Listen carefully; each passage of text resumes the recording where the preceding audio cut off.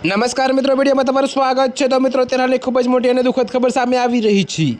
જી હા મિત્રો, તમને જણાવી દઈએ કે ઈડર તાલુકાના નવા રેવાસ ગામની સીમમાં આવેલા મહાકાળી માતાના મંદિરના મહંત બ્રહ્મચારી પૂર્ણેશ્વર મહારાજની હત્યા કરવામાં આવતા ચકચાર મચી ગઈ છે। તો મિત્રો, મહંતની હત્યાની જાણ થતાં ગ્રામજનો મંદિરે દોડી આવ્યા હતા। જો કે મિત્રો, આ અંગે પોલીસને જાણ કરતાં પોલીસે તપાસના ચક્રો ગતિમાન કર્યા છે। જી હા મિત્રો, તો તમને વધુમાં વિગતવાર જણાવી દઈએ કે આ અંગેની વિગત એવી છે કે ઈડર તાલુકાના નવા રેવાસ ગામની સીમમાં ચિંજવા ગામે જવાના રોડ પર પ્રાચીન મહાકાળી માતાજીનું મંદિર આવેલું છે, જેમાં મહંત બ્રહ્મચારી પૂર્ણેશ્વર મહારાજ મંદિરનું સંચાલન કરતા હતા। તો ગત મોડી રાત્રે કોઈ અજાણ્યા વ્યક્તિઓએ મહંત બ્રહ્મચારી પૂર્ણેશ્વર મહારાજની તીક્ષ્ણ હથિયારથી હત્યા કરી નાખી હતી।